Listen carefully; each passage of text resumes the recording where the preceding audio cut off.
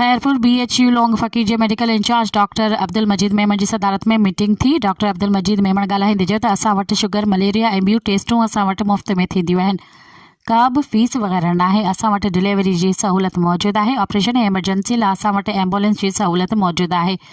BHU लोंग फ़कीर nutrition in charge doctor ज़हूर अहमद सुमरो ॻाल्हाईंदे चयो त असां वटि कंगे जे ॿारनि लाइ बहितरीनु ख़ुराक मौजूदु आहे। ज़रूरत मुताबिक़ हुन खे 6 खां 12 महीननि ताईं ख़ुराक ॾींदा आहियूं। पाकिस्तान पीपल्स पार्टी यूसी शादी शहीद जे काउंसलर ॻाल्हाईंदे चयो त डॉक्टर अब्दुल मजीद मेमण तमामु बहितरीनु शख़्सियत आहे। असां यूसी शादी शहीद जा रहवासी वॾा ख़ुशनसीब आहियूं जो असांखे डॉक्टर अब्दुल मजीद मेमण डॉक्टर जे रूप में फ़रिश्तो मिलियो आहे जेको ईंदड़ मरीज़नि सां पंहिंजे इलाज या पेश ईंदो आहे।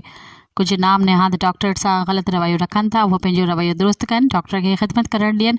इन मौक़े ते मीटिंग में शादी शहीद जे काउंसलर इरफान अली हालीपुटो, सैयद करारदीन शाह, उस्ताद रोशन अली ऐं ॿियनि शिरकत कई। मज़ीद ख़बरनि ऐं तफ़सीलात लाइ विज़िट कयो असांजी वेबसाइट www.awamiNewsHD.com ऐं ॾिसंदा रहो अवामी न्यूज़ HD।